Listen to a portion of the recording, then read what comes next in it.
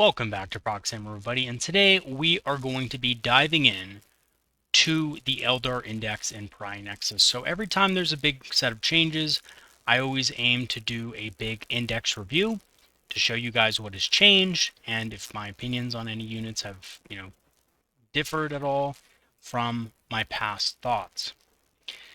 We're also going to dive in to the Imperial armor units because I think there was some significant changes there as well. Okay, so let's go ahead and dive right into it. Hopefully the audio this time is better. I think I fixed it. I did a quick test and it sounded good, so here goes nothing. All right, so looking at the army rule, basically it has remained unchanged. They have not tried to kind of buff it in any way, shape, or form. And I think this is probably, and take this, don't take it as a criticism of, or me criticizing the Eldar's power or anything like that, because I think the Eldar are a very powerful faction. Even so, I think they're, they can be very competitive if you know how to play them and so forth. But I think in general, this is one of the weakest army rules in the game now. It's very swingy. You either, go into it, roll really well on your initial roll. Maybe you get 2 6s in there. Sometimes you get 3 6s, or maybe you roll really well, right? Everything's like a 4 up. And then there's times where you roll so bad that you have to take out a dice and re-roll, and, you're basically at a disadvantage when it comes to this army rule. And although you shouldn't plan anything specific around it, there are units that are almost auto-includes in most Eldar armies that do need fate dice to kind of, function properly. And, the army rule is part of their points cost because it's potentially so strong. So I do think that in general, this army rule isn't that great. It's, heavily nerfed, and it's kind of sad now. It is a sad state of affairs for the army rule, but, it is still useful in some cases, and if you plan correctly around it, 6 dice should be enough to kind of boost the damage where you need to, kill that last, couple wounds on the vehicle, or, make that save when your opponent's really trying to, maybe your opponent uses that command reroll to try to get that wound through, and then you just fate dice it, right? So, there are situations where it can be powerful, but they're a lot less prevalent than before, which means you can't really use them on unimportant stuff or just, stuff early on in the game to boost your damage here and there or guarantee a roll. So that's the army rule. Nothing much has changed though other than that about it. We have the detachment rule, which is extremely strong. 1 hit reroll, 1 wound reroll after every time they shoot or fight. So this is every time they shoot or fight, which is very strong. We know this, but my criticism of it and kind of what it's been since the beginning of the edition is, yes, it is strong, but it's boring. And I think a lot of the times with the points costs as they are now for our units, it seems like we were, kind of nerfed in part because of this strong detachment rule. So instead of GW nerfing this rule, they just nerf the units, which, ends up making our army a lot smaller. So yeah, detachment rule, very powerful, but boring. It's the same old thing. It does incentivize the use of more powerful weapons over weapons that are better at infantry killing, that have more shots and more volume. We, of course, have the rules for the Ynnari and the Corsairs. Same as always. This is mostly for Dark Eldar, actually, so that doesn't matter, but the Ynnari rules are the same. Warlord needs to be Yvrain. You can take half the units in your army as Drukhari, as long as they're not homunculus units. And you can also, you can't also take Phoenix Lords, the Avatar of Cain, or the Solitaire. So that's the Ynnari. Ynnari are doing very good right now, and I will get into their units in a second. As for the enhancements, we have some of the better enhancements in the game, actually. The Phoenix Gem is one of the best, although it is expensive. It gives you a 2-up revive, which is very powerful. We have the Weeping Stones, which give you a fate dice when your unit destroys another unit. It's good. It's sometimes used on units like Wind Riders because they end up killing a lot throughout the game. But, generally speaking, not a lot of people use it unless they just have extra points to burn. Fate's Messenger is probably also one of the better ones, usually used on the Death Jester, but also sometimes the Autarch.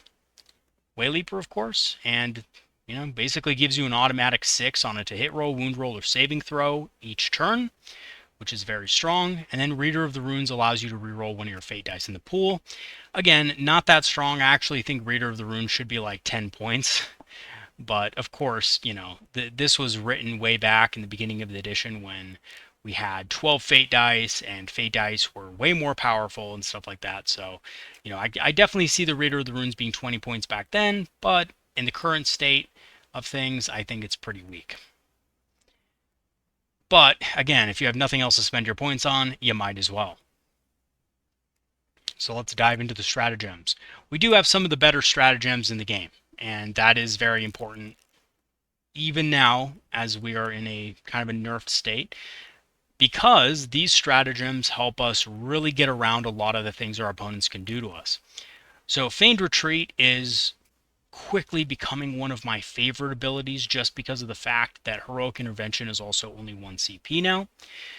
It allows basically any Eldar unit in our army to make a fallback move and also shoot and declare a charge in the turn it fell back. And this is not restricted, right? You can use this on pretty much any unit in your army, which is fantastic. It's not like, in the past, I think in 9th edition, if I'm not mistaken, you weren't able to use this on certain units, and now it can be used on everything, so that's great.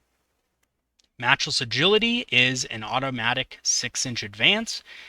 Now, it doesn't always come into play, but there are times when you need 6 inches to get to a certain objective and things like that with your fast-moving units, maybe an Autarch Wayleaper or something, and for those situations, it is very good. Fire and Fade is a go-to. Your unit gets to make another move at the end of your shooting phase, and you don't have to shoot with the unit. So this is really good for objective play, really good for making sure your unit stays safe from enemy firepower or charges and things like that, and it's just a fantastic stratagem, and I wouldn't have it any other way. I love it. So it's perfect as it is. Blade Storm is very situational and often not worth it. And personally, I think just chucking a grenade at something is usually way better than Blade Storm. But basically what it does is critical wounds give you an additional -2 armor penetration characteristic. This is better on units that have a lot of attacks, high volume, things like Wind Riders, or perhaps even, sometimes Swooping Hawks, although I really do think the fact that they have lethal hits does cut away from Blade Storm a little bit, but it is still decent for 1 CP. Sometimes you just really need something dead, like a high armor target, and you just need a couple wounds left on it. And in those cases, yeah, Blade Storm can be really useful. I have used Blade Storm. Full disclosure, I've used Blade Storm to end an enemy vehicle on like 3 wounds when I'm running Swooping Hawks. Because the way I figure it, I get a few 6s in there. I roll my dice. I get maybe, I think 3 6s is usually pretty average for that unit. And, 2 or 3 6s. And yeah, that could spell doom for that enemy vehicle being on a, 5-up save instead of a 3-up save. So Blade Storm has its uses, and it does have some, kind of hidden uses with anti-effects. So that is good. Anti-infantry with the Ynnari is really strong with things like Hoplite Warriors, especially in Scourges too. Really powerful with Scourges. But, in your normal Eldari, it's not that useful. And also, I truly don't think this was intended to be strong with Ynnari, but they can't really nerf it, because if they nerf it, it's going to be even worse for the Craftworld Eldar, and they want it to at least be useful somehow. We have Phantasm. Now, Phantasm, I was a big proponent of in the beginning of the edition. I thought it was easily one of the best stratagems in the game.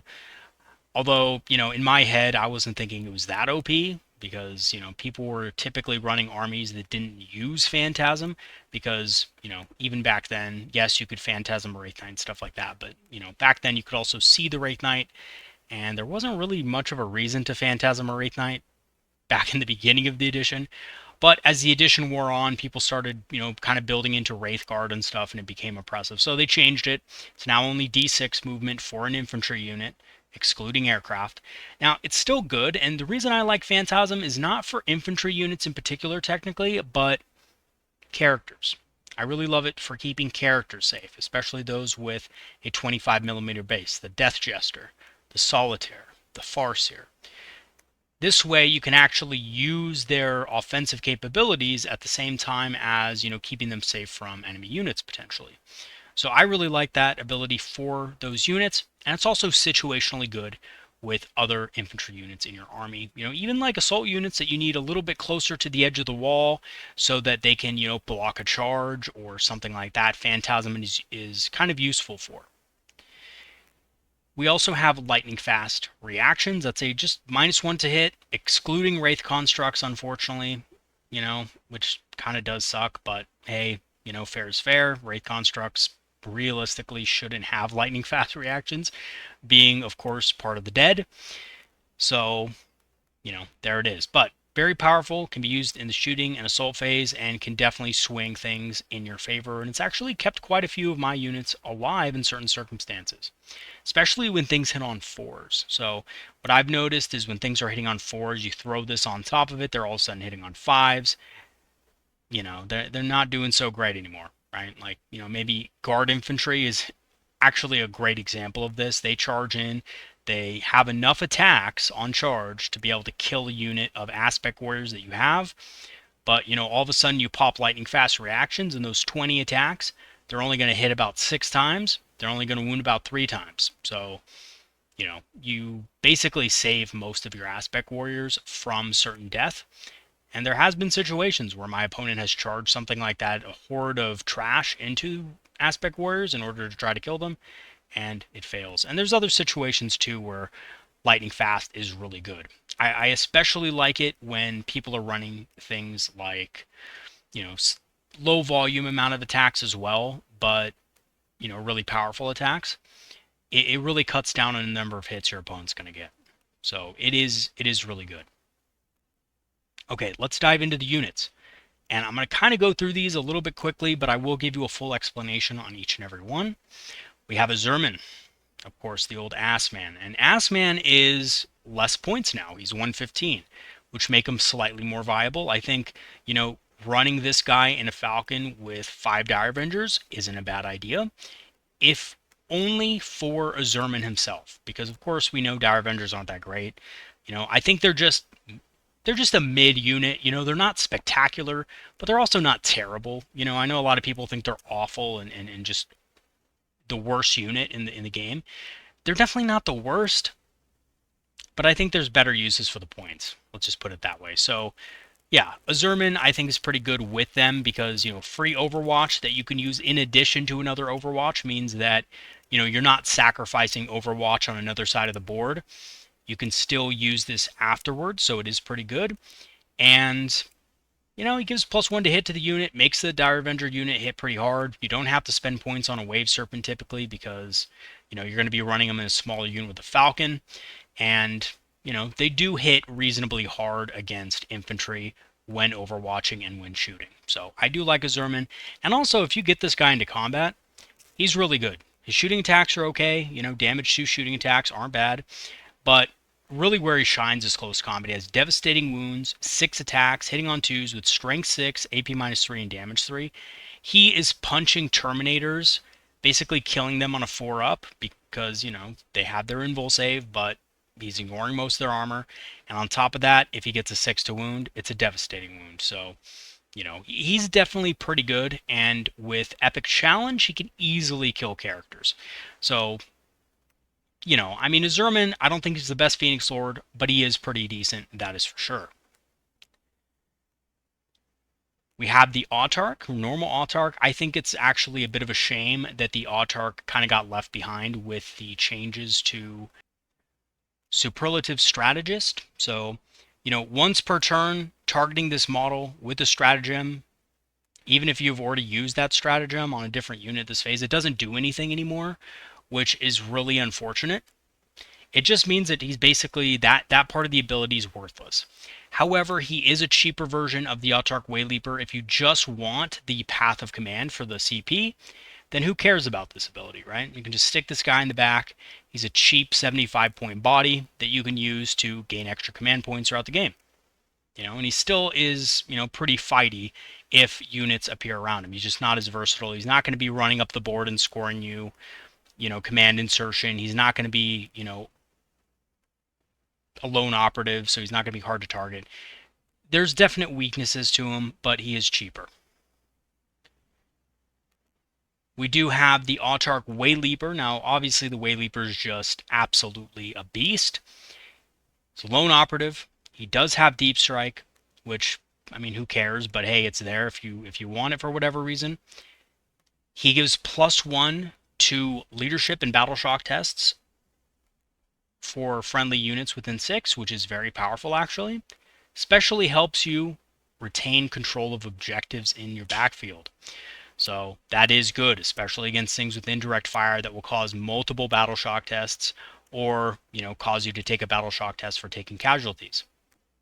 He does give you the CP, but he's also a great contender for the Phoenix Gem, because of course, Lone Operative and Phoenix Gem make it really hard to kill, which is great for command insertion. So this guy's just an absolute beast, and even if he's 150 points with the Phoenix Gem, I still love using him in my lists because of his versatility and the threat that he poses to enemy units as well. And he's just a cool model, in my opinion. The Autarch Skyrunner. Now, we have seen this here and there in competitive lists. I think the best use for him, honestly, is not the Ride the Wind. I think that's probably pretty bad. The fact that you can have this guy in reserve and he can still use Path of Command. Start your command phase, if this model is your warlord, gain 1 CP. Doesn't say he has to be on the battlefield. And if we look here, they never changed it. And they actually have here, if this model is your warlord and is on the battlefield, you gain 1 command point for the Autarch Wayleaper. So the Skyrunner does not have to be on the battlefield to gain the command point. That's interesting. He's a little bit more expensive than the Autarch on foot, but you don't have to start on the board, which is funny. So, he's decent. He's not the best. I still don't think he's a great pick, but you can keep him in reserve until turn 3 and have no threat of your opponent wiping him out and ending your CP regeneration. So I do kind of like this guy, but again, he's just not that great. His melee profile is, well, it's slightly better than the Wayleaper, because if you look at what he hits with, right?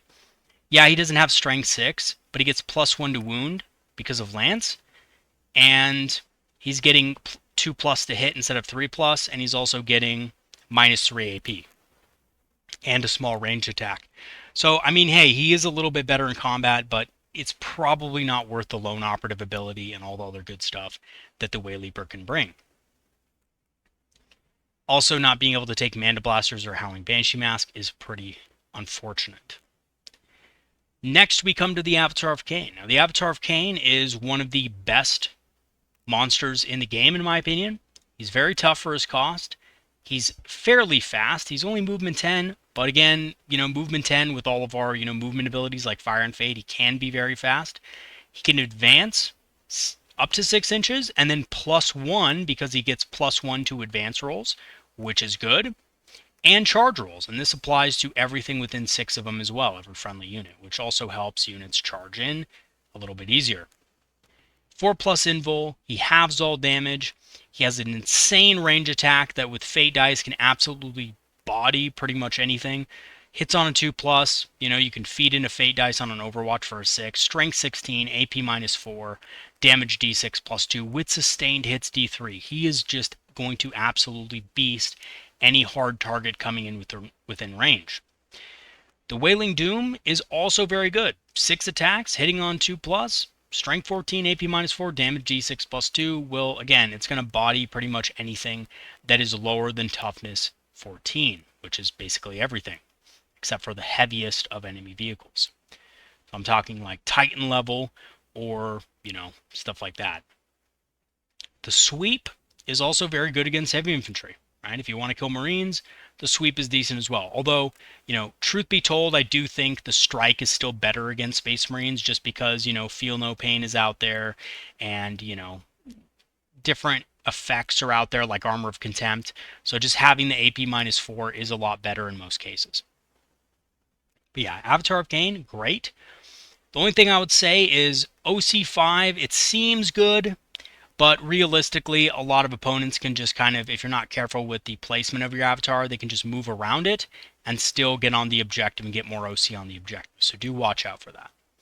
But yeah, his stat line is an absolute monster. You know, toughness 12, 2+ save. He's not going to go anywhere except if your opponent targets him with basically their whole army, or they hit him with some mortal wound thing like a bunch of grenades and tank shock and stuff like that.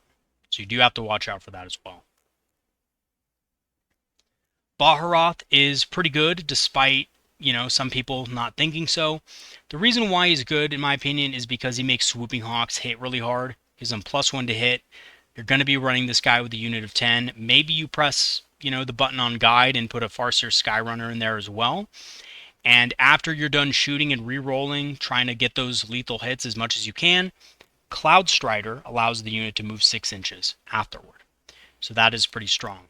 As far as his stats go, though, he's not exceptional by any means, but, he does decent damage in combat, has sustained hits 1, which means he will replace one of his attacks with a sustained hit, and he gets to reroll a miss. So, on average, he's probably going to hit about 7 times, and he's going to be wounding probably about 4 or 5 times with a reroll against Marines, which is just enough to kill probably about 3 to 4 of them. If you add his shooting attack into the equation, he can probably solo a unit of Marines by himself, which isn't bad. So I think he is pretty good in general, especially with those big units of Hawks. Void Reavers are a unit that I thought would be a lot more popular in Pariah Nexus because of the battle line, but what I've actually found is that most of the time, even if you roll a mission rule that is battle line dependent, they're good, don't get me wrong, but you don't necessarily need them in your list because half the games you play are not going to have rules that benefit Battleline. I think GW made a big deal about Battleline, and the more I play with it, the more I realize that Battleline units, while some of them in our army are very good, they're good for other reasons. They're not good just because they're Battleline. They're good because they have other abilities that allow them to be useful. Scouts is very useful. Allows you to score objectives and stuff like that pretty early, although they are a little bit expensive. I would like to see these guys at 60 points a unit instead of 70. I think that would make them a lot better.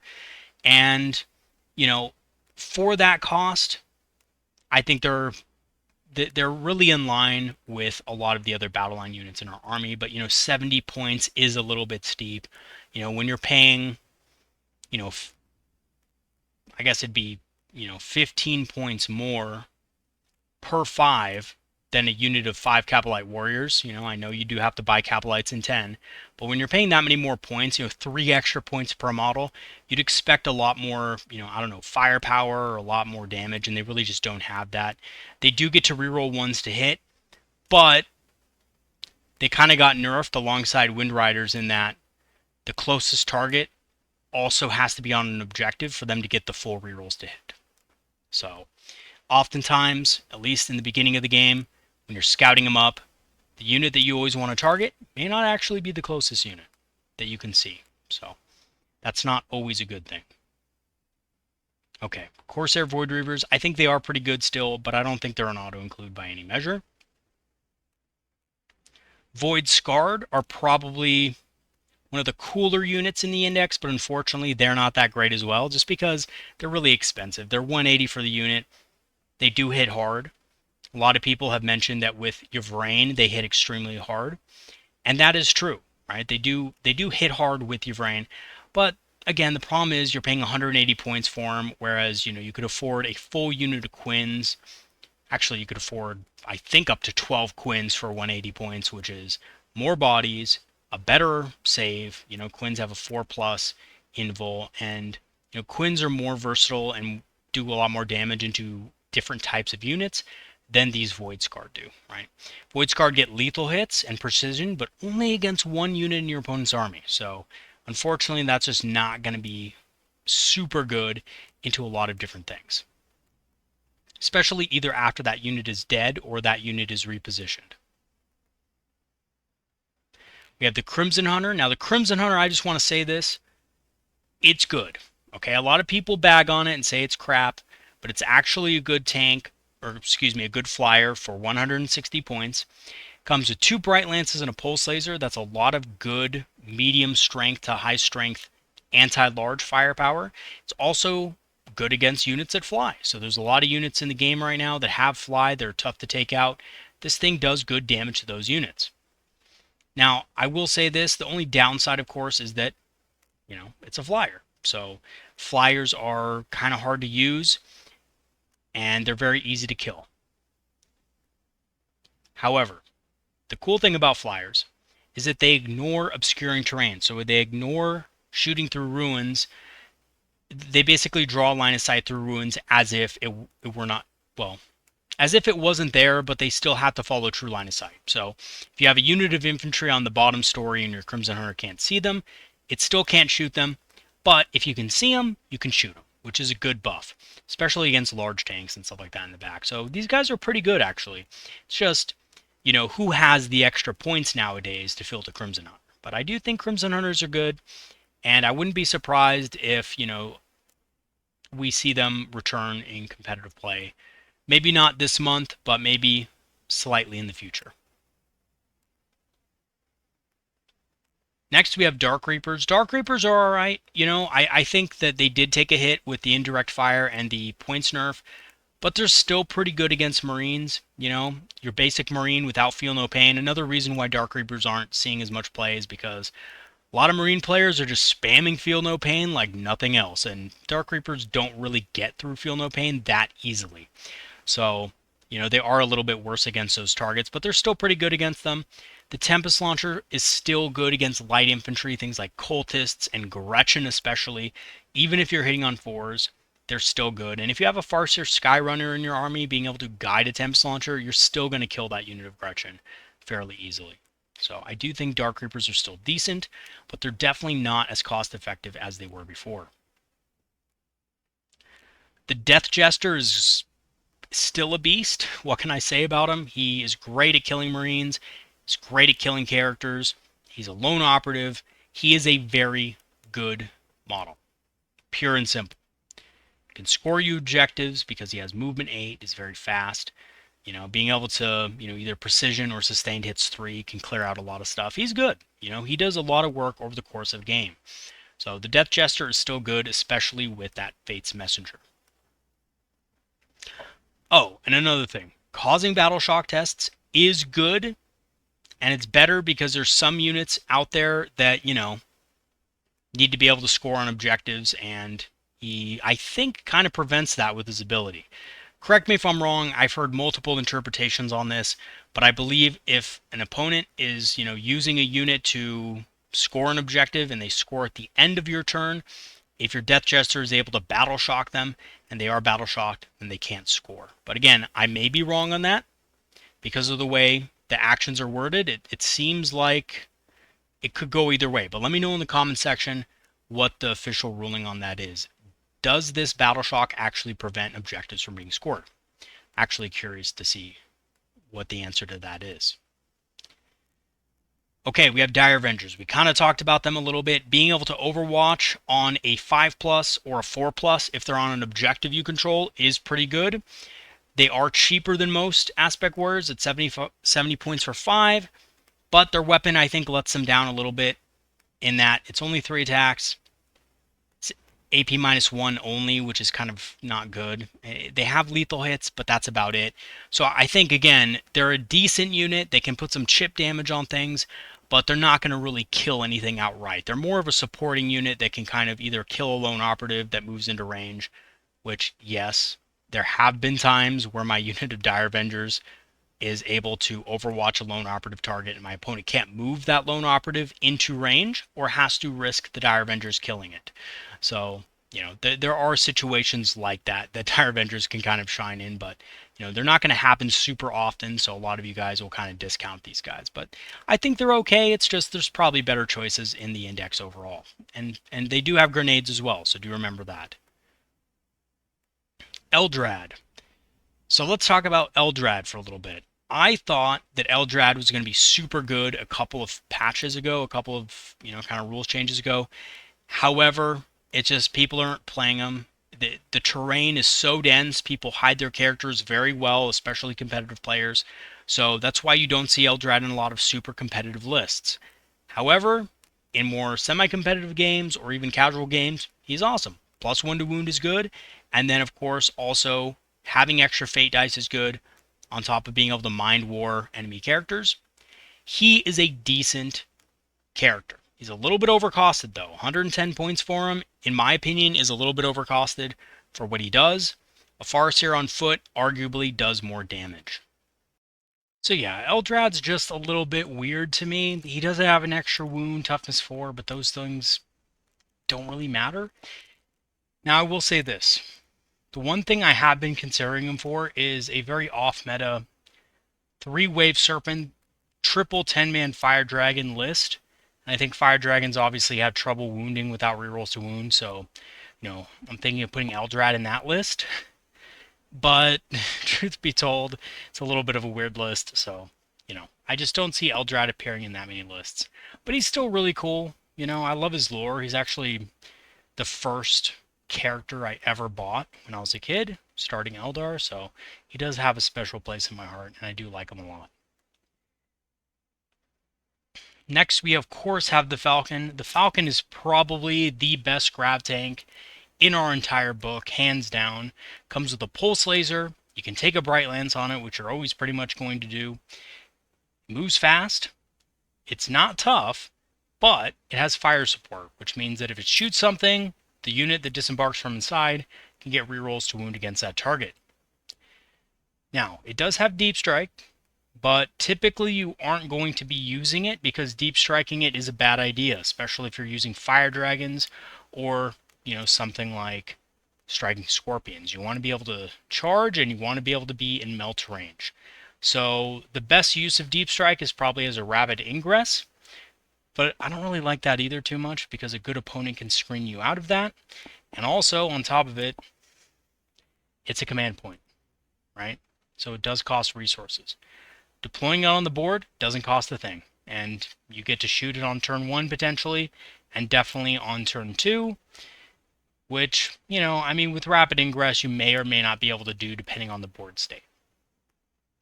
So yeah, Falcons are very good, and in the late game, if they're still alive, they're beefy enough to where they can contest objectives, and of course, because of their size, you can always use them to screen out enemy units. So honestly, I'm a huge fan of the Falcon. I think it's, bar none, the best grav tank in our index. Okay, to the Farseer. The Farseer, what can I say about the Farseer? He's pretty solid. He gives you Fortune, which gives you -1 to wound on a unit. So if anything wants to target it, it's a -1 to wound. This is great with Wraith units, but it's also good on other stuff. I've seen it been, kind of used well on other things also. Branching Fates is a really good ability. Changes any fate dice on a model within 12 inches of the Farseer to a 6, which is awesome. It's really good because, we don't have many fate dice left, guys. So all the fate dice we have to make sure that they are at least 6s, if not higher. Or excuse me, no, at least 4s, if not higher. And, being able to change something to a 6 is really powerful, so that's good. Farseers are also very good at shooting. They have Eldritch Storm, which is awesome, especially against units of Marines. You're doing Strength 6, AP -2, D3 damage attacks. So, once again, Farseers are pretty damn good against Marine equivalents, even if, they're not that good in combat. So I do love the Farseer. My cup of tea is personally the Farseer Skyrunner, but the Farseer is still good. Speaking of the Farseer Skyrunner, oh, by the way, for those of you who don't know, whenever I mention Fortune in my videos, I'm referring to this ability right here, the Farseer. Fortune, psychic power, right? This is what I'm referring to, the -1 to wound that the Farseer passes out. The Farseer Skyrunner is just a Farseer on a jet bike, has a different power, which is Guide. Rerolling hit rolls for the whole unit. That's extremely powerful, especially on bigger units. I'm currently working on a Wraith Knight video where I exclusively choose the Farseer Skyrunner as a support unit instead of the Farseer on foot, because I think Guide is a lot more powerful with that that model if you're running multiple Wraith Knights. Also has Branching Fates, which is the same thing, except it's better on the Farseer Skyrunner because the Farseer Skyrunner is faster, so it can get to other spots of the battlefield quicker and pass out that Branching Fates where you need it. Basically, other than that, same thing. It does come with the Twin Shuriken Catapult as well, which is decent. Might get you an extra wound here and there, but it's nothing to write home about. And of course, Eldritch Storm is more mobile. It's on a more mobile platform and a slightly tougher platform as well. So the Farseer Skyrunner, yes, it will still die to indirect fire, but it's a little bit more durable against it. So, chances are if you use a Fate dice, then luckily you can also, kind of help him survive a little bit better. Fire Dragons. So Fire Dragons, favorite aspect warrior currently. They're very strong against Marines. They basically auto-kill a Marine within 6 inches. And on top of that, they get through things like Feel No Pain very easily because they do a lot of overkill. They're very strong for their cost. They're only 90 points for 5. They are short range, but when you consider that, you can give them falcons and stuff like that, their range becomes less of an issue. They also get a rerolled wound rolls by themselves of 1 against monsters and vehicles, and damage rolls of 1, which, the wound rerolls is not that great because you're already getting those from the falcon, but the damage rerolls are fantastic. So, that's especially good for making sure you don't do absolutely nothing against big targets when you do get some fusion guns through. So I love Fire Dragons, and they're extremely good against Terminator equivalents and other heavy infantry that you are seeing in the meta. We should be seeing new models for them soon as well. On to the Fire Prism. The Fire Prism is a decent choice for boards that have good line of sight lanes. If the board does not have a good line of sight lane with the terrain, the Fire Prism, unfortunately, is not going to do that great. But if you do have a good lane, Linked Fire allows them to become very efficient. You can have multiples of these using Linked Fire. You only have to spend 1 or 2 command points for Fire and Fade, which means you only have to use it, on 1 Fire Prism, which is good. It's very reliable as well. Straight up damage 6 on its Strength 18, AP -4 Focused Lances. It's awesome. You have 2 attacks per Fire Prism. And you get a reroll to hit and to wound, which stacks with the Unparalleled Mastery Detachment bonus. So yeah, Fire Prisms are good in pairs, and you typically do see them in pairs. Sometimes you see them in trios, but, with the current layouts in Pariah Nexus, I just don't think the Fire Prism is a strong contender for every single tournament list, which is why you don't see it that often. But you do still sometimes see a Fire Prism or 2. Fuegan is up next. Fuegan, what can I say? I think he's even better now. He didn't see any nerfs, but, also he was good before anyway. His weapon is extremely powerful. You can either choose a very powerful beam with sustained hits D3, 3 attacks, hitting on 2+ with strength 8, AP -3, and damage 2. Very good for clearing out Marines. And the lance can basically one-shot a lot of vehicles out there with a Fate dice, which is insane. So not only can he one-shot vehicles, but he can also potentially one-shot Marine units at range as well. The Fire Axe is really good in melee combat, and again, it's very good at killing 2-wound models with Feel No Pain, and also very good at killing Terminator equivalents as well, especially if they do not have an invul save. So some Terminator equivalents do not have a base invul save. Of course, a lot of them do. But even so, he's still doing good damage against those targets, and he gets a revive.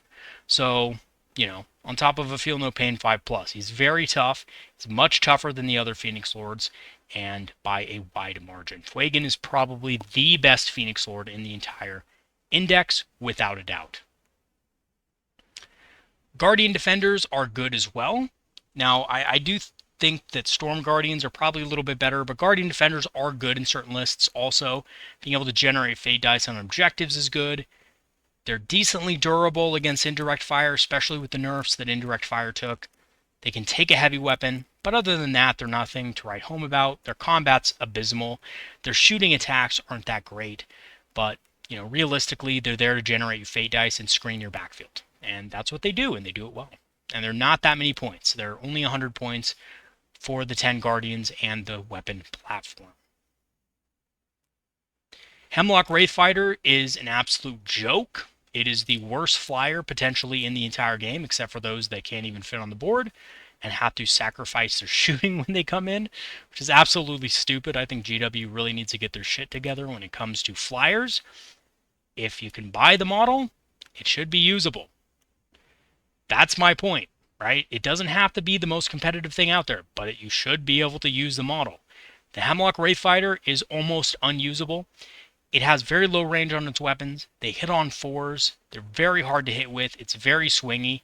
Its Mind Shock Pod aura doesn't even affect the turn it comes in because you have to be outside of 9 inches of enemy models. So basically, you can't even do that either. It's a really bad, I would even go so far as to say, awful flyer. Probably the worst in the game, but that's just my opinion. Howling Banshees are a decent unit. I think they're pretty, they're much better than they were before. They're only 70 points now, which allows them to trade well with Marines. And yes, for those of you out there thinking about it, they do trade well with Marines. They're much cheaper than most Marine units. And, 10 points, sometimes 15 points cheaper. And they also, will outtrade them in combat quite well. They do have fights first, which makes them a great heroic intervention target for protecting your weaker units. A unit of 5 Marines charges into a D cannon, for example. You have Howling Banshees to stop it. 2 Marines probably won't be able to kill a D cannon. Cross your fingers on that. If your opponent rolls lucky, maybe still they will be able to kill it. But if your Howling Banshees kill 3 to 4 Marines, they're definitely not going to be able to kill the D cannon unless they're extremely lucky, but probably not. So that will save your models quite often. And in general, I just think for that cheap cost, they're pretty good. And they're pretty fast as well. They can advance up the board quickly and advance and charge, which means they can get to objectives very fast to score on things like extend enemy battle lines and things like that. Okay, so Banshees, pretty good heroic intervention defensive unit, and, can also sometimes be offensive when needing to score objectives. Illic Nightspear is not that great, but I will say this. He's actually much better now because, well, I'll say a little bit better because we're soon going to see the Vindicare Assassin coming in and being able to one-shot lone operatives as well as regular characters. And guess what? Illic Nightspear is not a lone operative, but he can only be selected as the target of a range attack if the attacking model is within 12. So that means, of course, that the Vindicare Assassin still cannot see Illic Nightspear. He is hidden from view completely. So, personally, he's still really good, at least against, the Vindicare Assassin. And if it would be my guess, I think there's going to be units that, eventually come forward in other codexes that also can ignore lone operative. So, he is still pretty good against that. Otherwise, though, I don't know. I don't personally think he's that good, but he's fun. He does make Rangers better, allowing them to reroll their wound rolls. And of course, he also has a decent weapon, although it's nowhere near as good as the Vindicare Assassin's heavy Exodus rifle. Moving on to Jane Czar. Jane Czar is pretty awesome. She's much better than she was before. She can, of course, target her unit with a free heroic intervention, which is nice. This includes herself if she's run solo, which I think is a decent way to run her, although I do think she's also pretty good with Banshees, giving them +1 to hit. Definitely means that they're going to be carving up some Marines quite easily. She's decently tough, 2+ save, 5 wounds, 4 up invuln, just like all Phoenix Lords, so that does make her resilient to indirect fire. And of course, she has 2 weapon options. The Strike, which is good against Space Marine equivalents, and the Sweep, which is good against things like Sisters of Battle or any kind of 1 wound heavy infantry that maybe has a better armor save. So, really good against Incubi, by the way. It just happens to be really good against them, and I know that they, are kind of mortal enemies, so to speak, but yeah, really good against that profile. Toughness 3 with a 3-up armor save and, 1 wound. So yeah, Jane Czar is definitely more competitive than she used to be. Pariah Nexus. Cahandras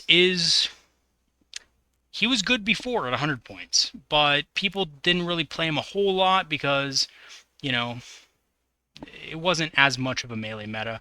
But now that it's more melee centric, Cahandras is, of course, working his way into a lot of lists. I personally love Cahandras. I think he's extremely good. Both of his melee weapons are good against different targets, of course. Isser Mathil is good against, light infantry, and R's Bane is great against Marines.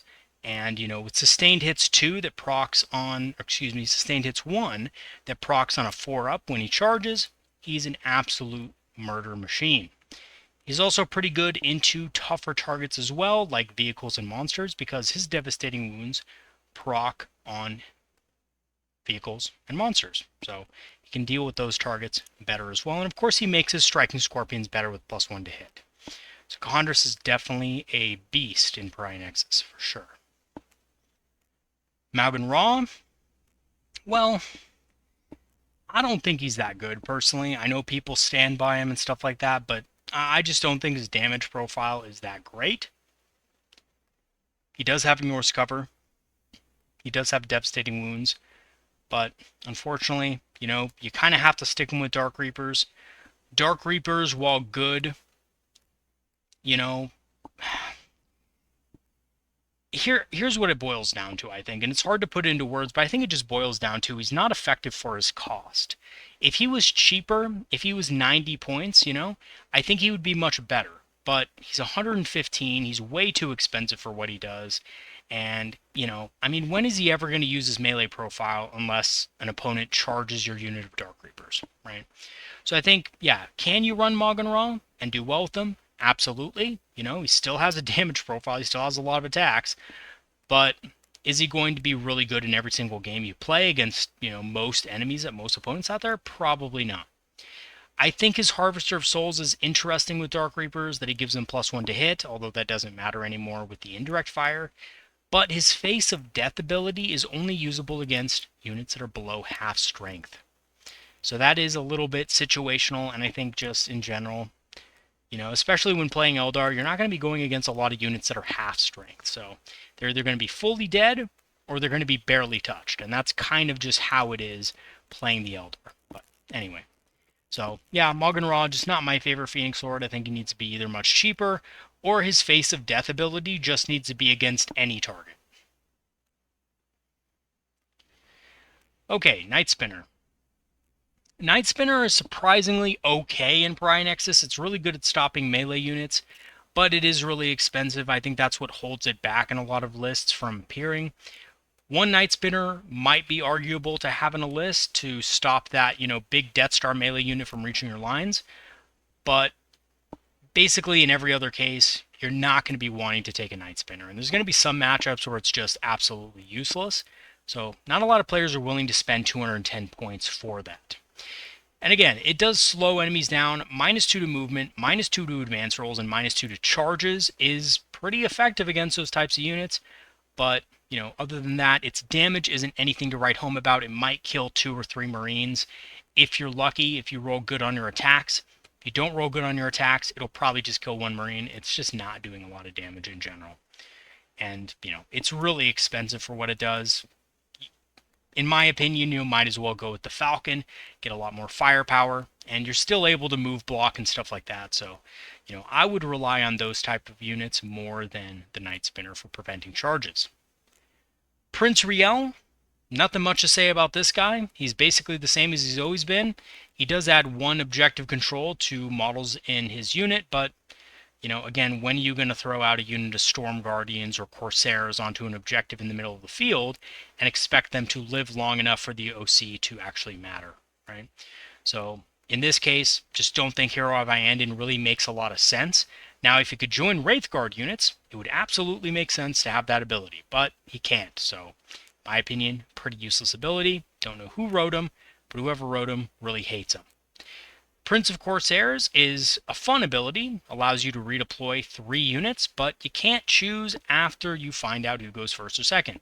So it's not really that great of an ability. It's good on abilities that, kind of rely more on, armies that rely more on big swing units like Wraith Knights, big bricks of Wraith Guard, stuff like that. But even so, he's 100 points. He's a little bit too expensive for that redeploy, considering he really doesn't do anything else.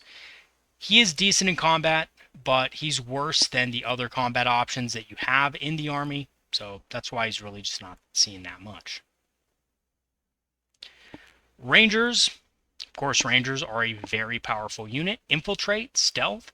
They also have the ability to move D6 when enemy units move within 9 of them, which is very good as well. So yeah, they're good. No doubt about it. They're cheap too. Only 55 points. They're great at move blocking, and they're great at scoring objectives in the early stages of the game. I love Rangers. A lot of people are using Scorpions now because they have more damage. But I think there is still a place for Rangers in that they, again, cheaper. And, you know, I mean, for the most part, they're better at screening because they have the Path of the Outcast ability. Sniper rifles also allow them to ping wounds off of characters, or, you know, sometimes with a lucky roll, simply kill them outright if your opponent isn't careful. The Shadowseer is a unit that I thought at the beginning of the edition was essentially worthless, and I still think there's better options. But, you know, considering that a lot more people are playing Harlequin units and stuff like that, I don't think it's terrible. You know, you do get to advance and charge with it.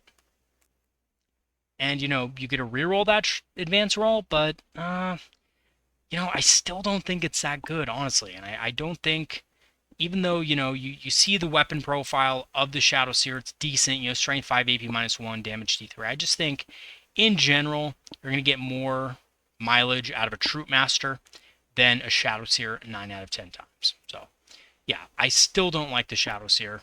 You know, still think it's pretty much useless, but I don't think it's the worst unit in the Codex. I think maybe that goes to the Hemlock Wraith Fighter instead. We got Shining Spears. Now, Shining Spears are actually a unit that I think is a little bit more decent now. Now, they're still not good at charging into ruins and stuff like that, but you don't really use them for that. You kind of just, you know, for 100 points, chuck them into a unit that's trying to hold a mid-objective, wipe that unit out, you know, with the combined shooting and combat. 3 Shining Spears can easily take out 5 Marines like nothing. Even if they have Feel No Pain and sometimes even a character involved, they can still do significant damage to that unit and basically gang up on the character to the point where the character can't kill them back, and then is either forced to fall back or forced to stay there and then die the next turn, right? So Shining Spears, not bad, especially against, you know, those 5-man units with characters in them. I think they're really good at taking those out. Some people have mentioned that they're good at taking out transports. You know, I don't know if they're good at taking out transports, but they're definitely decent at holding them in place. So, you know, first couple turns, if you need to prevent a Rhino from charging into your lines with the unit inside, absolutely. They have large base sizes. You know, they can kind of spread out and block the Rhino and any disembarking units from being able to disembark on the other side. So I think that is pretty strong. But, you know, I don't think they can necessarily kill the Rhino. So yeah, Shining Spears, you know, at 100 points are decent. They do get a 4+ invulnerable save if they make a charge or advance move, which is nice. And they do get -1 to hit base against all attacks. So they are a little bit more durable than they look on paper. Shroud Runners, though, I think are just the better option in most cases. They have Scout 9, Stealth. They also have the ability to grant lethal hits to every unit in your army, targeting an enemy unit within 12 inches of the Shroud Runners, which is awesome. And these guys are only 80 points. They're also very tough with 3 wounds apiece. Again, Stealth, -1 to hit. And they have Toughness 4, just like all jet bikes. So they are decently hard to kill, especially if they're in cover, right? Getting that +1 armor save is useful as well. They have scatter lasers, which are good against light infantry units, can maybe get some wounds on something with those lethal hits that they can do. And the Ranger long rifles are also decent as well with precision. So I do think Shroud Runners are a very good unit, and they're especially good with things like Wind Riders and other high volume attack units that don't already have lethal hits. Skyweavers are another very competitive unit. They did get a points increase, but they're still awesome because of the Skyweaver Haywire Cannon, which does devastating wounds and has anti-vehicle 4+. I think this is obviously the reason you take them. They do a bunch of damage against basically your, basic tank, which is really cool. And they also do some decent damage against either Marines with the Starbolas, or light vehicles perhaps with the Starbolas, and, Marine type equivalents in close combat if you choose the Zephyr Glaives, which I think both the Starbolas and Zephyr Glaives are good weapon options. Now, their Scything Swipes ability is kind of garbage. You're not really going to use it that much. You're lucky to get one mortal wound with it, unfortunately. But the unit is good enough in its weapons and stuff that the Scything Swipes doesn't really matter too much. So, that is a very good thing about the Skyweaver.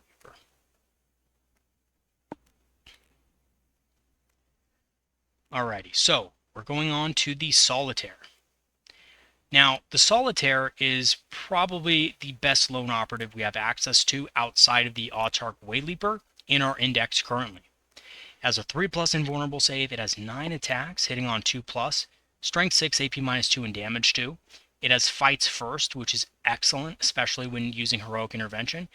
And once per game, it can add 2d6 to its movement characteristic and 3 to the number of attacks that it has. So it gets 12 attacks with 2d6 extra movement. Now, you can't advance and use Blitz in the same turn, but you can advance and charge with it in the same turn, which is also really good for the rest of the game, right? So if you don't want to use Blitz or you already used it, it still has a massive threat range, and the Solitaire itself has movement 12. So it can basically kill any lone operative in the game, and that includes things like, everybody's new favorite Vindicare Assassin, right? This thing goes in, slaughters it, and then kind of maybe phantasms behind a wall later, and you're safe from enemy attack the next turn, if your opponent is not careful. So yeah, obviously Solitaire is the best. I would recommend this in probably almost every list, unless you're running a lot of lone operatives already, or you're running Ynnari. Spirit Seer is still pretty much the same. It's good with Wraithguard bricks, big Wraithguard bricks, not good with much else, especially for the cost. Does give lethal hits to the unit, does give +1 to hit, so, even 5-man Wraithguard units I can kind of see this running around with. It also can return 1 destroyed bodyguard model to the unit, which is nice, once per round. But, generally, because rates are not as good, Spirit Seers are not going to see as much play. But I still think, rates are decent. We've seen them in competitive lists, and we've seen them do well and stuff like that. But, I think it is very matchup dependent. Alright, the Star Weavers are the Harlequin transports. They're extremely efficient. 80 points, 2 shuriken cannons, 4+ invul save. They're much better at tank shocking now as well. They don't have to, use the strength of 3 here. They can use the toughness of 6, which is way better. And they allow their unit to get back into the transport if they're no longer engaged with an enemy unit. So they jump out, they kill something, and then they can hop back in the Star Weaver. You're not always going to want to do it, but it is useful for when you do. So yeah, awesome vehicle. And honestly, I think it's just worth it just for the 4+ invul save and the weapons alone, let alone the ability, which is also great. Alright, Storm Guardians. Storm Guardians, you guys know this, my favorite battle line unit, and, I think they're just awesome. They have sticky objectives, which is amazing. They have a 5+ invul save, makes them harder to kill, so that sticky really does come into play more. They have Guardian fusion guns and flamers, which are extremely powerful special weapons on a fairly cheap unit, which is nice. They're not good in combat, but they're more durable than you think. Again, that 5+ invulnerable save, 4+ armor save, possibly in cover, makes them, very decent at being able to just, hold objectives down, or, if not hold an objective, make it sticky. They do also have grenades as well, which is a very useful kind of ability on a unit that is going to be either screening or trying to make objectives, again, sticky in no man's land. Alright, Striking Scorpions. We don't see the new models here, but obviously Striking Scorpions have seen a big glow up, especially with the shorter deployment zones, and just the fact of the matter is, they're cheaper, right? Sustained hits, devastating wounds against anything that's not a monster vehicle, 5+ invulnerable save. Their Exarch hits very hard for the cost of the unit, and, just a unit that can infiltrate and get up the board and just, murder stuff is going to be a very good unit. Can score objectives easily because of infiltrate, can wipe out or tie up enemy units in combat the first turn, just all around fantastic unit, and one of the meta units in Pariah Nexus. Okay, let's talk about support weapons. So a lot of people are turned off of support weapons because of the nerfs to them. I think the D cannon is still very good, even if it hits on 4s. It's been seen in competitive play, so it is a little bit better than it used to be. Now, what I will say, though, about support weapons that people kind of have to understand is that even though they have, reasonable firepower, they can, kind of fire from indirect, against units out of line of sight, they are swingy. And, a lot of times people don't like shooting with one and then doing nothing. I don't like it either, but that doesn't mean they aren't good in some situations. And if you're running 3 of them and you're all firing on the same target, you're gonna hit something, right? You're rolling 6 attacks on average against a single target. Hitting on 4s, true, but you're also re-rolling 1 dice per D cannon, which is essentially giving you, almost full re-rolls. It does depend how you roll, but you figure you have 2 shots, you're going to miss 1 on average, and then you're going to, of course, re-roll that dice. So maybe you have 6 attacks, maybe you hit 3 times and hit 1 or 2 extra shots, with the re-rolls. You get the re-rolls to wound as well, which is important, and you're probably going to kill whatever you shoot at, regardless of whether it's hitting on a 3 or hitting on a 4+. So it's a heavy target, a single target, you're probably going to kill if you have those 3 D cannons, which is important. Sometimes you just can't target an enemy unit that's behind terrain, and the D cannon, of course, allows you to do that. The other options, of course, are awful. The Shadow Weaver and Vibro Cannon are just god-awful and terrible. Now, I will say this, its ability is also good against infantry. So if the D cannon doesn't have any vehicles to shoot at, infantry targets are decent options as well, because you're going to give them that -1 to hit, which makes them hit a lot worse. Swooping Hawks are still a go-to objective style unit with Skyleap, being able to go into reserves at the end of your opponent's turn, which is great. Makes them really good at scoring objectives and makes them versatile. They also have pretty good shooting weapons with Last Blasters that have assault and lethal hits. So they are also pretty good at killing light infantry and can also deal some chip damage to bigger targets as well. So yeah, Swooping Hawks, you guys know these. They're ugly models, but they're a great unit. Oh, one more thing about them, of course, they do move 14 inches. So because they are very fast, they're very good at scoring objectives, even if they start the game on the board and choose not to Skyleap.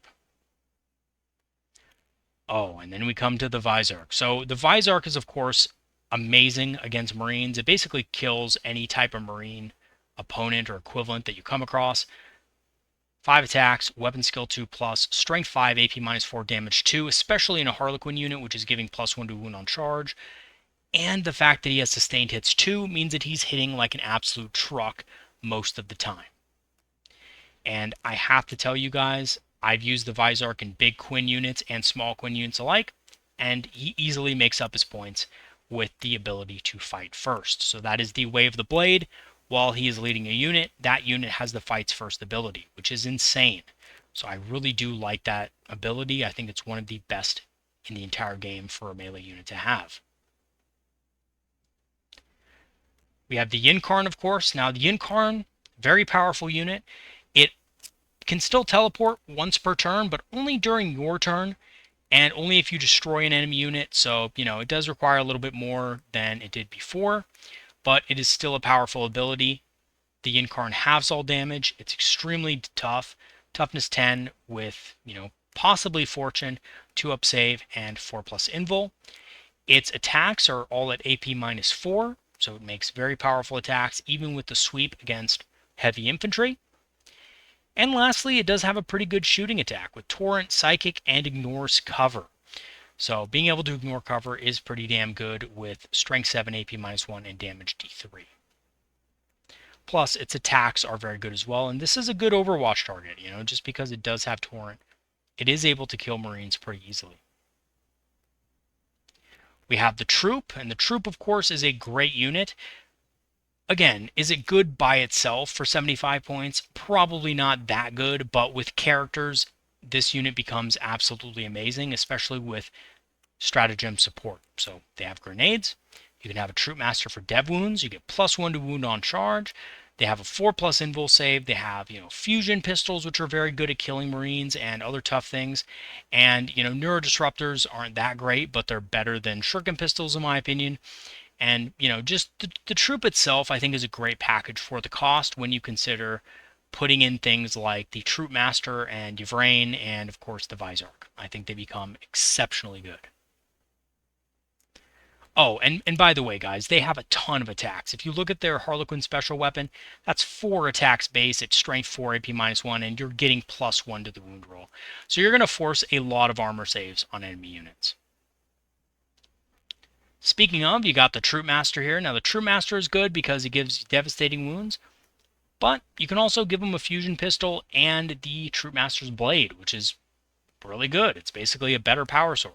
6 attacks, hitting on a 2+, strength 4, AP -2, but you also have this ability right here, Sigarak's Favor. Once per turn, if you use a fate dice to substitute a hit, a wound, or a saving throw made for this model, you can change it to a 6, which makes him a little bit more survivable, but also a little bit harder hitting when you need him to be the most. And because you're getting devastating wounds, that wound roll can be converted into a devastating wound, of course. So True Master is a very good option for only 55 points. The Void Weaver is slightly buffed. It's 115 points now instead of 125. It is also very effective. Now, when I say very effective, I don't mean in the way that you probably think, which is, it's very good at killing big stuff with its focus lances. It's actually not good at killing big stuff. It's actually better at killing Marines. So, it has 2 shuriken cannons on it. It has the prismatic cannon. The focus lances can probably kill 2 Marines pretty easily. And then, of course, the shuriken cannons are good at killing Marines as well. Now, it does also cause battle shock, which is nice. But on top of that, it has a 4+ invul save. It has smoke, so it's able to, get a -1 to hit, either through smoke or through lightning fast reactions, depending on where you want it to go. And it's just decent for its cost. I don't think it's the best unit out there, but I do think it does good damage against infantry.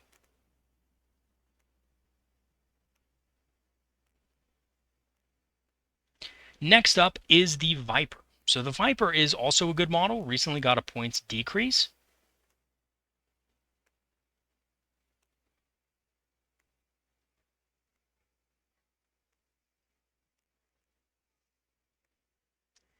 And, it removes cover from an enemy unit, which is very powerful. It is fast. It does have a decent profile. It has better tank shock now, which is awesome. I know some people might say the tank shock was arguably better before because, you got an extra 3 dice for having strength 6. But the real issue is that most of the time the enemy unit was going to have a better strength than you, at least the things you did want to tank shock. So, in my experience, it's better just to get 6 dice always against everything than, a little bit less, I guess. But I don't know. That's just my thinking, but maybe I'm wrong on that one. And yeah, I just like the Viper. It's fast. It can score on objectives as well.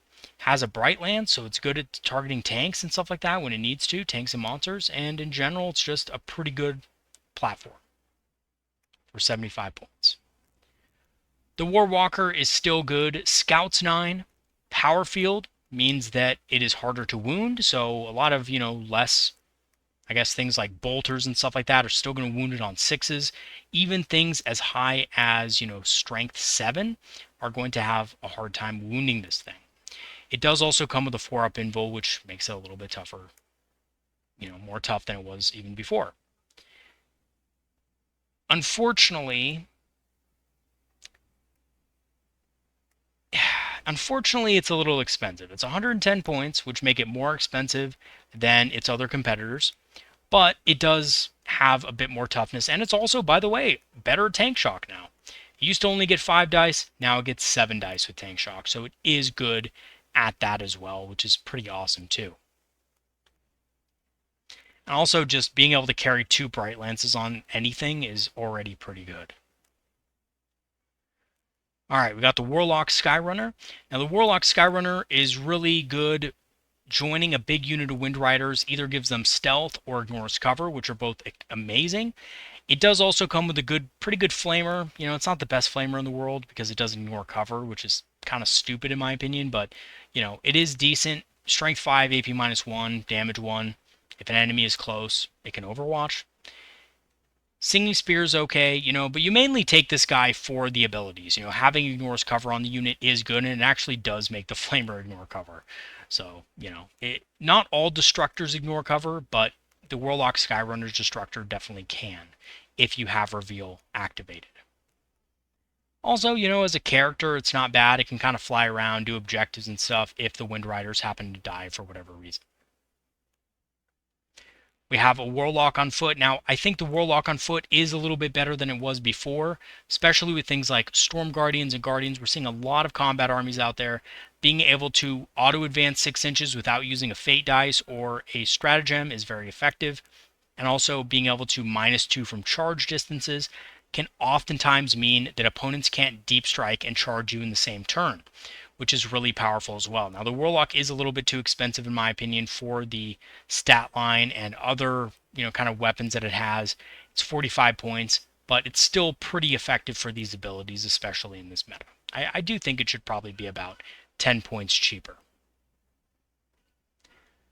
Warp Spiders are obviously, I'm just going to say this, they're probably the best unit that Eldar have in Pariah Nexus. They can strike from turn 1. They can kill lone operatives very easily and then overwatch something else. Being able to move 24 inches is absolutely brutal, and having torrent devastating wound weapons is really good into things like Marines, but it's also good into basically every other thing as well. Warp Spiders are extremely strong. You're seeing a lot of people running 3 units of these, and unfortunately, I think they're going to be nerfed again. I hope I'm wrong. I hope GW's done nerfing these guys, but I think they're going to go up another 10 points. I don't be surprised if you see them at 135 the next time the points changes come around. And honestly, do I think they should be 135? No, I don't. I think you just change Flicker Jump. You just change it to, instead of 24 inches, you change it to like 20 inches. You know? I still think that's really good, but you know, that's probably not going to happen. They're probably just going to get a points nerf, unfortunately. So I think the only bad thing about Warp Spiders, of course, is the models are so old. But other than that, they're great. Great unit, and they're good into so many matchups, and they're great at objectives. I just have nothing bad to say about them except for their cost. They are very expensive. The Wave Serpent's up next. Now, the Wave Serpent is kind of the ugly step cousin or stepsister of the group, right? Just like in Cinderella, it's, you know, it's the pumpkin carriage without being transformed into something cool. It's just there, essentially. Now, it has less weaponry than the Falcon. It has a worse ability, right? Only once per battle and only D3 mortal wounds, and a battle shock test is not that good. But it has an extra wound, it has a 5+ invul, and it can carry 12 models, which does make it a little bit better at transporting bigger units. But typically speaking, you're not going to be using bigger units in the Eldar unless you're transporting wraiths or big units of Dire Avengers. I am going to work on an experimental list again with, you know, fire dragons, big units of fire dragons with Eldrad, but I don't know how that's going to go, and that's definitely not something that I think will be super competitive, but just at least fun. And, you know, the thing about the Wave Serpent also is that it can scout move if you have Corsairs. So if you only have Corsair Void Reavers or Void Scarred in there, it can, of course, gain the Scout 7 rule, which is powerful. But, you know, again, what's being transported? Is it something deadly like Breachers or, you know, something like that? No, right? It's just some Corsairs. So, you know, can be good, but I think Wave Serpent probably needs a little bit of a tune-up. Maybe get rid of this once per battle nonsense that it has and just give it the just give it the D3 mortal wounds every turn. Get rid of the battle shock and just allow it to do D3 mortals every turn. I think that would be much better, and honestly, it would make this thing very usable, I believe. Webway Gate, we're not going to talk about it. It's unfortunately, GW I think is going to phase these out eventually and just kind of give them horrible rules, but essentially the webway gate is another piece of terrain that you can deploy on the battlefield, and you can have reserves come out of it, but it's just really not that good. So I personally hate it, but it's also a lot of points as well. Looks cool though. It's a great terrain piece. And also, I mean, I know I've said this before, but you got female Wraith Guard or Wraith Lords guarding the webway, and that's some pretty cool stuff. I mean, just to take a close look at those and tell me that that's not cool. So anyway, all right, Wind Riders are next. So Wind Riders are very powerful, super strong against Marine equivalent enemies. Shuriken cannons just everywhere. They get a reroll hits base against the closest unit on an objective, which is good. They reroll hits of 1 against everything else. Well, the closest unit, I should say, which is also, decent, but you're probably going to have a Farseer with them most of the time, and a Farseer Skyrunner is going to be able to guide them anyway. So, yeah, I just really love Wind Riders. I think they're just super powerful, super hard-hitting unit, and they're definitely making their way into more competitive lists as well. Wraith Blades, very tough unit. They're still very tough, toughness 7, 2-up save, 4-up invul. They fight on death on a 4+, which is nice. But other than that, they're not super good. They hit on a 4+, which is just okay. They're going to lose against a lot of dedicated melee units, but they are still good. They're just a little bit less effective than, other melee units in the game as of now. But, that could change. We could see buffs to these guys soon. Who knows? Wraith Guard are of course, the ranged equivalent, and they're pretty good in Pariah Nexus, but they're not spectacular, especially with the, all the melee units that exist out there. You really need to be on point with your board placement, positioning, and so forth. They can still be targeted with Phantasm, so that is something they have on their side, but they can only move D6, so it's not like before we could move 7 inches, unfortunately. The Wraith Cannons are still obviously good, but the D-Sights, I think, have some potential. So that is kind of cool as well. So yeah, Wraith Guard, pretty decent unit, but not on top anymore. Next up is the Wraith Knight. I'm going to be making a video about this guy in the future. I think the Wraith Knight is a little bit underrated now. I don't think it's super competitive, but I don't think it's complete trash either. I think it's just decent. I think it's average. And I think you can definitely make a list with, maybe even 3 Wraith Knights or a couple of Wraith Knights still, and have a good time with it and it not be super OP. Except maybe if you're playing against a new player. Against a new player, this thing is going to be pretty oppressive, but, against any decent player, playing semi-competitively, I think you'll have a really good game with these guys. And if you want to even run 3 of them, I think that wouldn't be a bad thing. They are hard to maneuver around, but they do have agile, which means they can move over enemy units, basically counting them as not being there, which is nice. They also subtract 1 from the damage roll, which is good as well. They can take a variety of weapons. Among those, the Titanic Ghostglaive, which is extremely powerful, just scythes through stuff. They have the heavy Wraith Cannons, which are extremely strong as well, and they also have the Sun Cannon, which is good at taking out Terminators. It's actually kind of a perfect weapon in the current meta. Next, we have the Wraith Lord. The Wraith Lord recently got reduced in points to 145. I think the Wraith Lord is good. I think it's essentially boils down to a War Walker that's a little bit worse at hitting, but it exchanges that for a better combat ability, and obviously it's much tougher. Whatever people say about this thing, it is going to be much tougher than a War Walker. I don't care if the War Walker has -1 to wound. I don't care if the War Walker has a 4+ invul save. Wraith Lords are going to be in cover most of the time. You're going to have a 2+ save in cover. You're probably going to get a 4-up against most stuff in the game. At worst, maybe a 5-up save, but still. You get Fate dice with this guy, which is good. You don't have stuff like Scout that the Warwalker gets, and, you don't have as much of an ability to hit, but you do get 2 free Flamers with this guy. You get the melee ability, and you get a much tougher model in general. Your Vrain is extremely good, even with the points nerf. She's 125 points, but she gives her unit Feel No Pain. She resurrects models in her unit. And on top of all that, she does Devastating Wounds, which is insane with Anti-Infantry 2+. So she can melt entire units by herself, in melee, or even, just by shooting, simply, right? Her melee weapons do not have Anti-Infantry, granted, but they're still really strong. And, Again, like I said, being able to revive models in the unit and giving them feel no pain makes units like Harlequins very tough. We have the 2 Conclave units, and I'm just going to go over these briefly because they suck, but essentially the Conclave units are just too expensive. The Warlock Conclave does have 4+ feel no pain against psychic attacks, big deal. Also has a permanent fortune on it, again, who cares? Usually it just doesn't matter for the cost, and essentially other than that, they're the exact same as the character Warlocks. Same thing with the Warlock Conclave on foot. They have 4+ feel no pain against psychic, they have permanent fortune on them, and they have Destructor and all the same stuff that the Warlock on foot has. But they're just too expensive, simply put. And that's it for the normal units in the book. So this is the normal index.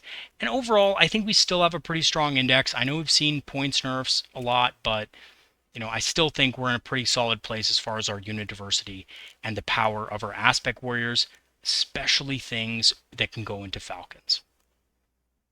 All right, let's look at the Imperial armor units. So first up is the wraiths here. Unfortunately, the wraiths here didn't get the same points decrease that the Wraith Lord did.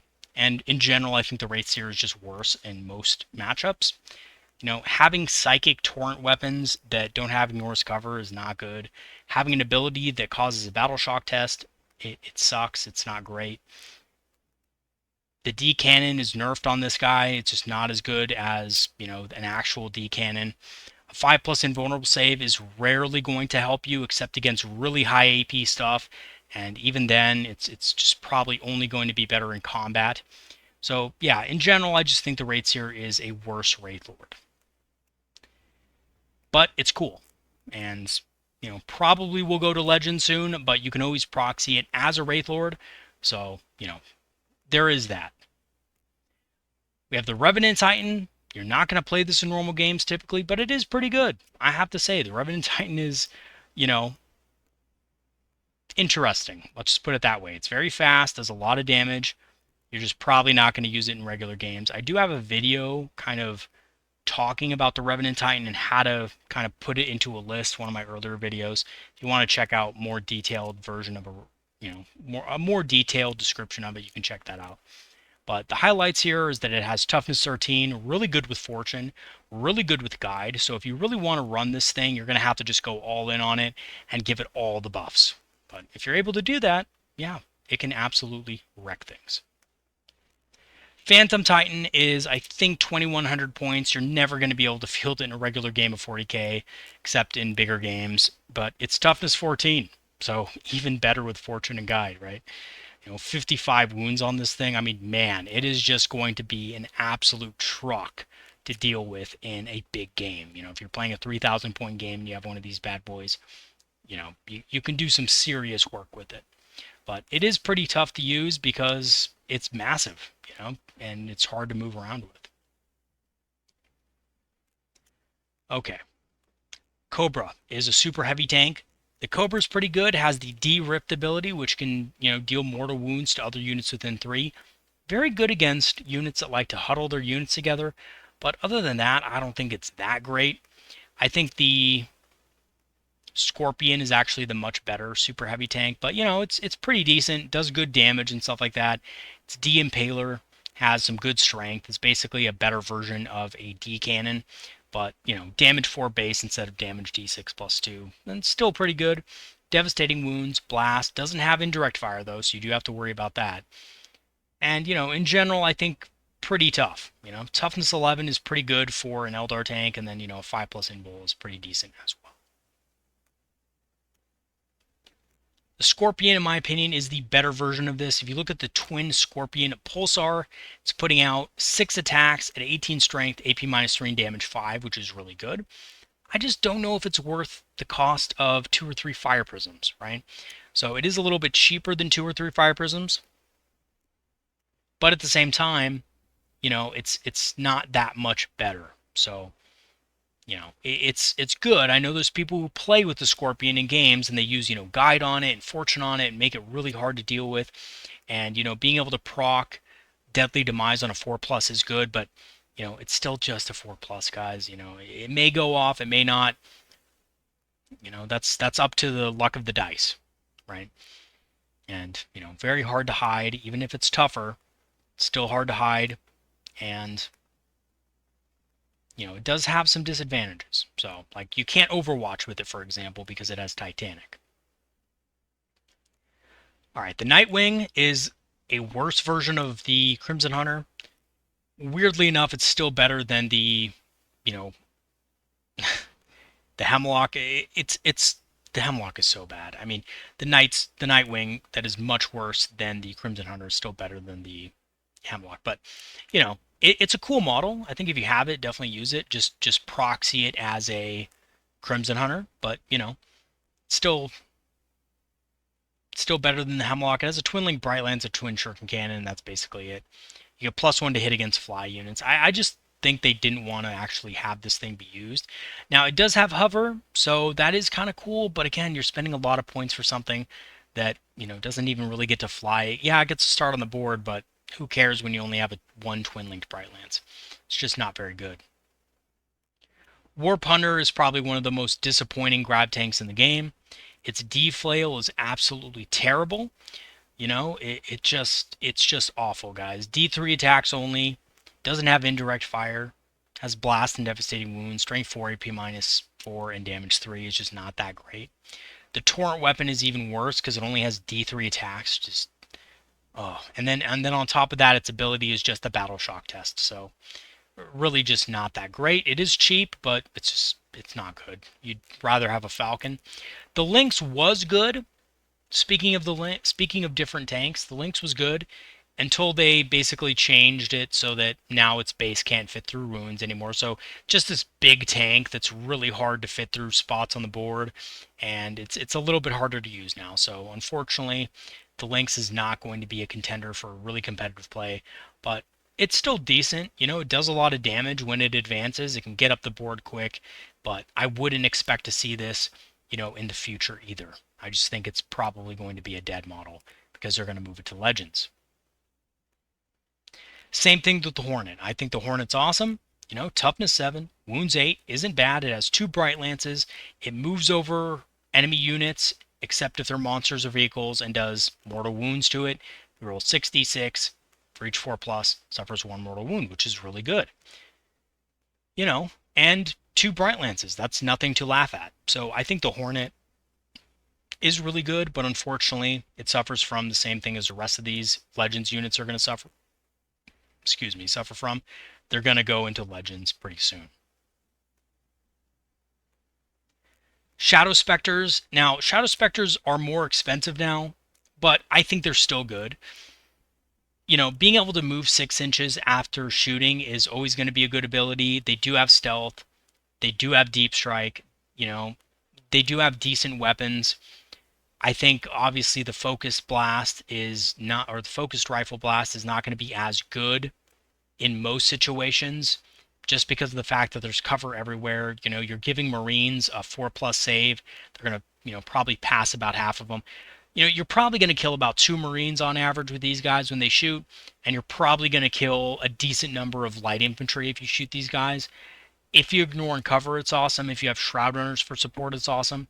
Other than that, I don't see these guys being that damaging in a single turn. But I will say this. They're really good against hordes of light infantry like Imperial Guardsmen or Hormigons or Termagants and stuff like that. Cultists as well, they're really good at clearing out. And, you know, with buffs, their rifles can be quite good against heavier stuff as well because they're getting so many attacks per unit. The unfortunate part is that they are expensive. Now, I think, you know, why are people still running these in competitive play? Well, honestly, they're the safe pick, right? They get to move 6 inches after, so they can advance, or move forward, I should say, shoot, and then fall back, which makes them good. Makes them good at surviving, and they can survive over, you know, 3-4 turns sometimes, and when a unit can do that, you can easily make up their points value over the course of those 3 and 4 turns, and also do things or be in a position to do things like score on objectives and stuff like that. So are they the most damaging unit in the index? Absolutely not. They're definitely not the cheapest. They're definitely not going to trade the best, but they trade over the course of a longer period of time than other units do, which still makes them useful. And of course, having more units on the board is an advantage because your opponent can't, deep strike where they want to necessarily because you'll screen them out with these guys. Your opponent can't charge necessarily where they want to charge because, again, Shadow Specters are there. So, units that can still do damage and yet stay alive for a long period of time are still very good and, fairly uninteractive. So Shadow Specters are still a decent unit, even though they're just not my cup of tea because of all the points nerfs that they've taken. And also, they are going to go into Legends soon, so, I just don't really want to invest in them, and I'm sure a lot of you guys don't either. Okay, on to the Skata Wraith Knight. So, I really like this Wraith Knight, and unfortunately, it's probably going to go to Legends, but I love the idea of it, right? It has Deep Strike, it has a, jump pack generator, Webway Gate generator, has Fly, which is really awesome. Or excuse me, no, it doesn't. I'm sorry. It doesn't have Fly. I'm totally wrong. It doesn't have it. But it does have Sky Leap once per game, which is awesome, which is kind of what I was thinking about. Now, Sky Leap once a game is awesome, but it has the Inferno Lance. And the Inferno Lance is absolutely insane. 4 attacks apiece, so you're getting 2 of those bad boys, hitting on 3s, strength 4, AP -4, damage D6, and melt to 2. And the 24-inch range means that it can deep strike within 12 inches. So, the Infernal Lance, in my opinion, is one of the best weapons a Wraith Knight can take, and it has all the other benefits and bonuses that a Wraith Knight has as well. Really good OC, high toughness, good movement, good save. It can move over enemy models, which is also good. And even though it doesn't have a good combat profile, it's really, really good at killing big stuff. And the Infernal Lances are also really good into Terminators. You're getting 8 shots with this thing. I love putting Guide on one of these things and just watching it go to town on a unit of Terminators and forcing my opponent to take 8 invul saves. It is such a good feeling, especially when you consider the fact that you're also going to be shooting 2 star cannons into those Terminators as well, doing additional damage. So, I've had turns before, guys, where I've killed all 5 Terminators in a unit and basically forced the character to take a couple of saves, which, didn't kill the character, but definitely gave him some wounds for something else to just clean up, right? So the Skata Wraith Knight, really good model, and it's actually going to be, or have a place, I should say, in my triple Wraith Knight list, which I've already played a game with in Pariah Nexus, and even though it's not super competitive, it is pretty fun, I have to say. And last unit is Irilith, the Shadow Spectre Phoenix Lord, which we will not see much more of after the new codex comes out. Which I think is going to be in 2025, if, the rumors are to be true. So the problem with Irilith and the reason why she's, or he, is probably one of the worst Phoenix Lords is because the ability is just awful. While an enemy unit is within 6, subtract 1 from leadership and battle shock tests. That sucks, right? Who cares? It gives +1 to hit to its unit, but it's never going to be within 6 really of enemy units, so it doesn't matter. Also, the ranged weapon is really weird. Strength 8, AP -2, so it doesn't even have more AP than the regular guns. It does have 3 attacks, but it's damage 4 for some reason, which only really matters if you're considering Feel No Pain, and only really matters against things like Terminators. So, I don't really care for it, and I think the Spear of Twilight weapon is awful too. It's actually one of the worst Phoenix Lord melee weapons, and there's no reason for it. Like, other Phoenix Lords get 5 and even 6 attacks on their melee weapons. Why the heck is Irilith only getting 4, hitting on a 3+? Oh, and by the way, guys, my god. Yeah, Irilith hits on a 3+. And she's a Phoenix Lord. What the hell? It's weird. It's like GW wanted Irilith to be super awful. I don't know why, but there it is. Just terrible, terrible weapons, terrible number of attacks on the weapons. It doesn't have a good ability. It's just one of the worst Phoenix Lords, not only in I would actually say out of all of them. I would prefer any Phoenix Lord over Irilith. That includes Magan Ra. I would take Magan Ra any day of the week over Irilith. bar none. And I think, I mean, there's some Phoenix Lords that just aren't that good, but, Irilith is definitely the worst out of them all. And that's it, guys. That's the index and also the Imperial armor units. So I think most of them are pretty good in Pariah Nexus. I do think that, overall our win rate isn't that good, but guess what, guys?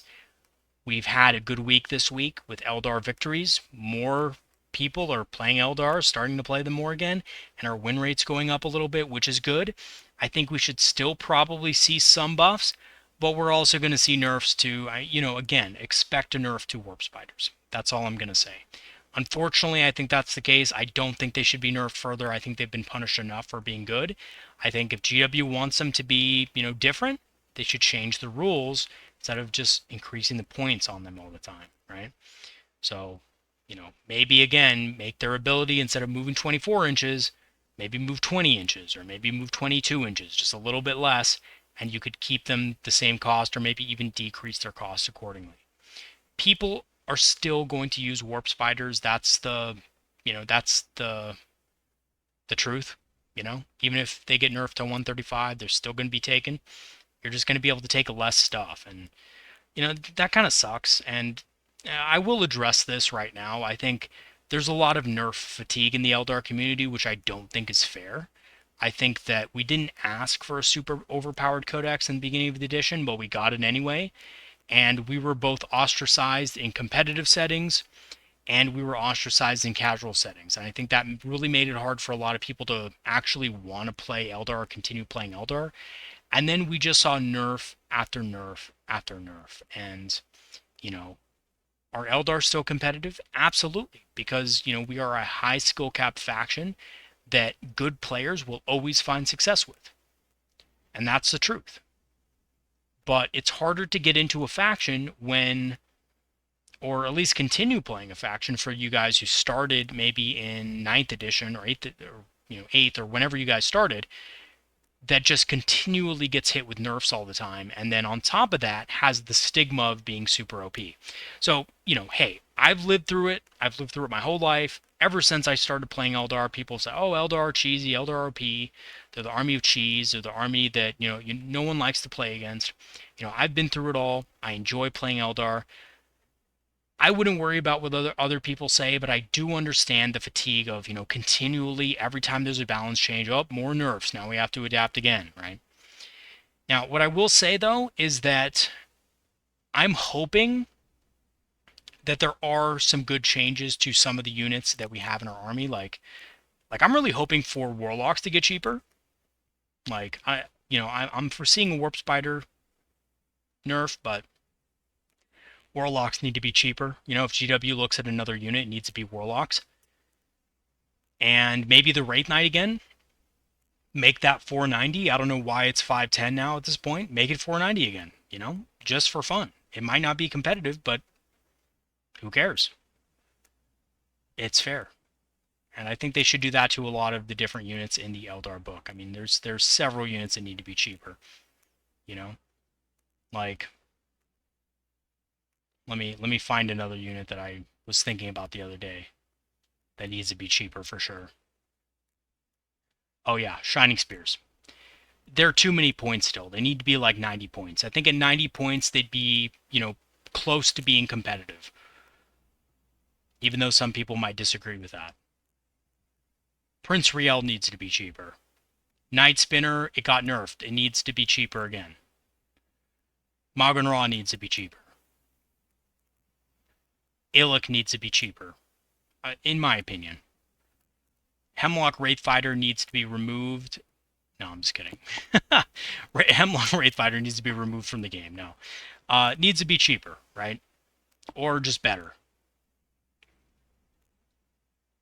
And then I was thinking about another unit as well in Eldrad needs to be cheaper. He's 110 points. I don't know why he got nerfed to begin with in the beginning of the edition, but he did. Needs to be cheaper. Needs to be 100 or less. Or maybe rework Doom instead of, +1 to wound, rerolls to wound. But yeah, I don't know. I just think there's definitely still balance issues with the Eldar Index, and not in the OP way, but in, there's a lot of Eldar units that, you know, are a little bit too expensive for what they do, and GW has never looked at them, and they've never seen competitive play, and GW is still unwilling to actually give them a good buff. So, you know, I do think hopefully there are some point buffs coming the Eldar way now that we've seen so many nerfs. All right, guys, that is going to be it for my video today, the index review in Pariah Nexus. Let me know what your thoughts are in the comment section below. Hopefully the audio was better. You know, kind of working with an older headset, so that may be the problem. I'm going to have to upgrade pretty soon to try to get a better headset, so thank you for bearing with me on that one. But yeah, let me know how the audio comes out. Sometimes I can't hear it when I hear the recording on my computer, but then on YouTube, you know, there's like little clicks in the background and stuff like that. So, you know, again, just let me know so that I know how to improve. And yeah, Wraith Knight video coming out soon. Stay tuned for that, and we'll have more videos to come. I will have a video on how to kill the Vindicare Assassin that everybody is talking about. Personally, I don't think it's going to be an issue for the Eldar. I think the Vindicare actually looks pretty crappy to me, even with the ability to ignore a lone operative. As long as you're, you know, careful with your positioning, it's not a problem. And yeah, we got some more content coming, so stay tuned. And I want to thank all my patrons and supporters for continuing to support the channel. I will have more content out coming soon. I had a busy week, first week of school and all that. It's always going to be really busy, but I will have more regular content coming out. And, you know, if you do want to join our channel Discord, you can sign up for a free trial on Patreon. Absolutely free, but we just want to have you in the Discord to, you know, talk Warhammer with everybody, talk about the Eldar, and of course, you know, promote Eldar supremacy most of all. And I'll leave that in the description, that link for you in the description. I'm also an Amazon affiliate and have a channel store page, so if you do want to support the channel through those mediums, I will leave the links in the description for those also. All right, everybody, that is going to be it for today. Thanks for watching, and I'll see you guys next time. Have a good one, everybody. Peace out.